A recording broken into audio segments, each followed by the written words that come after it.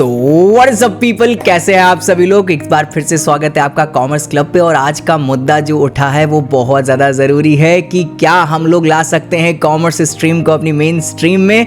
आज बात करने वाले हैं इस पूरी की पूरी कॉमर्स की जर्नी के बारे में कि आपको कौन सी चीज़ें देखने को मिलेंगी, किस चीज़ों से आपको हाथ धोना पड़ेगा, क्या ये सच में उतनी ज़्यादा आसान है जितना इसको प्रिटेंड किया जाता है, और इन रियलिटी कॉमर्स के रिलेटेड जितनी भी हमारी पोटेंशियल है उन सब को हम लोग आज स्क्रैच आउट करके निकालने वाले हैं।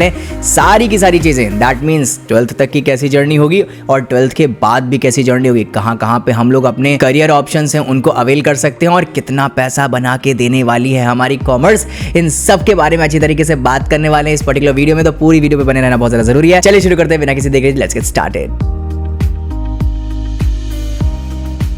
तो सीधी बात करते हैं, कॉमर्स कौन बच्चे लेना पसंद करते हैं। तो यार सीधी बात करूं, कॉमर्स का तो स्ट्रक्चर बिल्कुल सैंडविच जैसा लगता है। दैट मीन्स साइंस से कहीं नीचे आती है और आर्ट साइड से कहीं ऊपर। तो बच्चे ध्यान रखिएगा, मैं यहाँ पे सबसे पहले एक मिथ को बस्ट करना चाहता हूँ, ये कि भाई साहब अगर आपको साइंस अच्छी नहीं लग रही और आप कंपैरेटिवली ईजी स्ट्रक्चर पे जाना चाहते हैं तो कॉमर्स आपके लिए बिल्कुल भी नहीं है। कॉमर्स सिर्फ उन लोगों के लिए है जिनको इन रियलिटी इंटरेस्ट जगाना है in terms of chartereds, managements and so journey. और अगर मैं सीधी बात करूं यूपीएससी, एसएससी और उसके बाद ज़्यादा मतलब सरकारी पेपरों के बारे में, तो भाई वो लोग आर्ट साइड पे जा सकते हैं। तो यहाँ पे मैं तुम्हारे लिए एक डिटेल्ड कंपैरिजन वीडियो भी ले आऊँगा जहाँ पे मैं साइंस, आर्ट और कॉमर्स को कंपेयर कर रहा हूँ, लेकिन इन रियलिटी इस वीडियो में हम लोग को कॉमर्स के बारे में ही बात करनी है, तो हम लोग कॉमर्स के मुद्दे पे स्टक ऑन रहेंगे।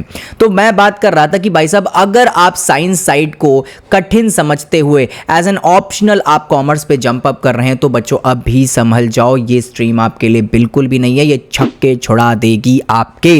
दैट मीन्स यहाँ पे अकाउंटेंसी, अगर मैं 11th के प्रोस्पेक्ट्स के बारे में ज्यादा बात नहीं करूंगा, जब आप 12th में आते हैं तो cash flow statement, shares, dissolution जैसे बड़े बड़े चैप्टर्स आपका पूरा का पूरा माइंड हिला के रख सकते हैं।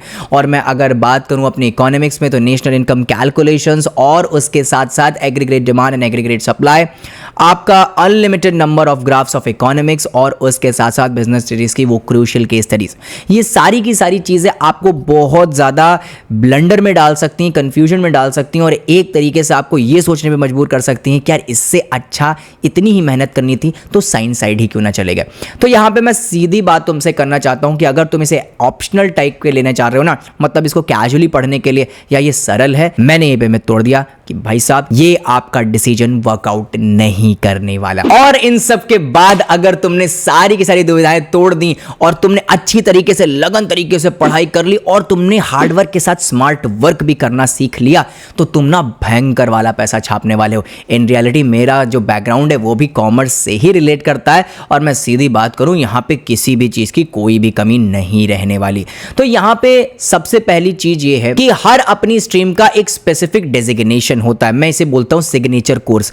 जैसे आपका मैथमेटिक्स के साथ आईआईटी है, आपके बायोलॉजी के साथ नीट है, आपके जो क्या कहते हैं कॉमर्स है उसके साथ हमारा जो चार्टेड अकाउंटेंट है वो रहता है।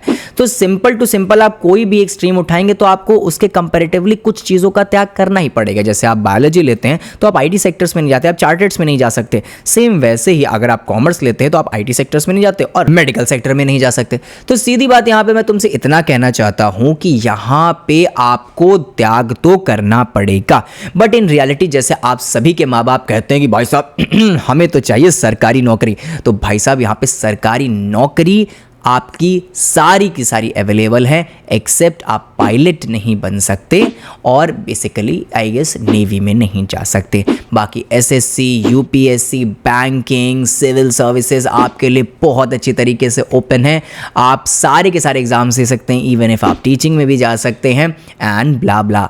तो भाई साहब सरकारी तो पूरा का पूरा खुला है और प्राइवेट में आप आईटी सेक्टर्स और मेडिकल्स में नहीं जा सकते हैं तो उसकी कोई बहुत बड़ी बात नहीं है। इनके पास अपनी ही एक बहुत बड़ी फील्ड है जिसमें मैनेजमेंट एक अपना ही ब्रॉड स्ट्रक्चर लेके बैठा है, चार्टेड अकाउंटेंट अपने में एक ब्रॉड स्ट्रक्चर लेके रखा है, कंपनी सेक्रेटरी जिसको आप सीएस के नाम से जानते हैं वो भी अपना एक अलग सेक्टर लेके रखा है, सीए में भी एक अपना अलग सेक्टर लेके रखा है, और सबसे पहले मैं तो भूल ही गया, आप तो यार वो भी कर सकते हो ना आईपी मैट।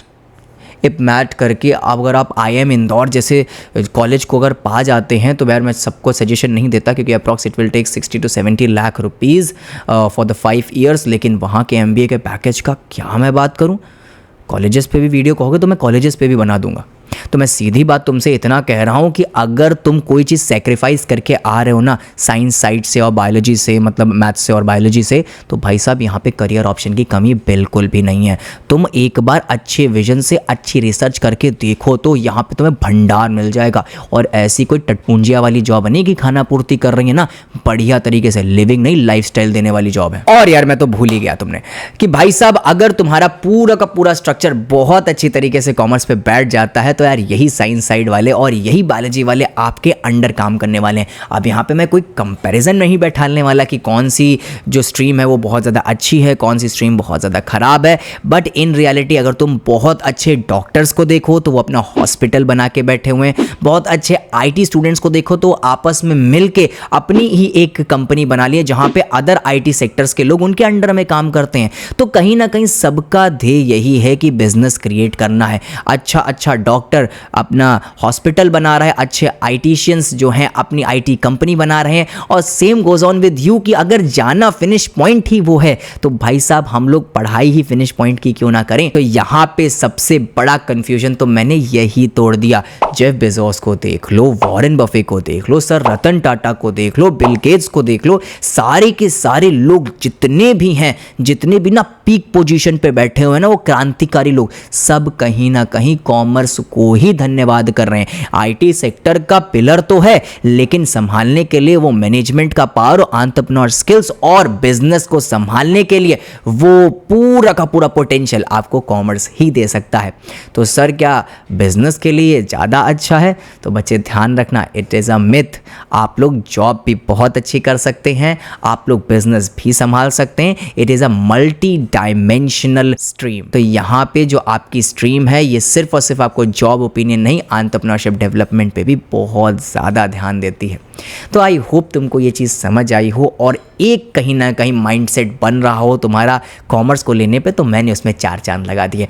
एक डिटेल्ड कंपैरिजन वीडियो आएगा, ज़रूर आएगा, जहाँ पे मैं तुम्हारा कॉमर्स की स्ट्रीम को, आर्ट्स की और साइंस और बायोलॉजी को पूरी अच्छी तरीके से कंपेयर कर रहा हूँगा, और उसके साथ ऑप्शनल सब्जेक्ट की भी एक अच्छी सी वीडियो तुम्हारे पास लाऊंगा जहाँ पे मैं तुमको डिटेल स्ट्रक्चर में बता सकूँ कि कौन सी चीज़ें आपके ऑप्शनल सब्जेक्ट में बहुत अच्छा सुटेबल बैठेंगे और आपके क्लास 12th के सब्जेक्ट में 4 चांद लगा देंगी। मिलता हूँ मैं तब तक के लिए नेक्स्ट वीडियो में। और हाँ, अगर तुमको हमारी वीडियो अच्छी लगी हो तो do hit and subscribe the like button, उसके साथ फोड़ो, उस पर तुम कॉमर्स डालो, उस पर तुम साइंस खेलो, मेरे से मतलब नहीं है, सब्सक्राइब कर दीजिएगा। और हाँ, बेल आइकन को दबा दीजिएगा, जैसे हमारी जैसे भी कोई वीडियो आए आपके फ़ोन की घंटी तुरंत बज जाए। तो मिलता हूँ मैं तुमसे नेक्स्ट वीडियो में, तब तक के लिए धन्यवाद।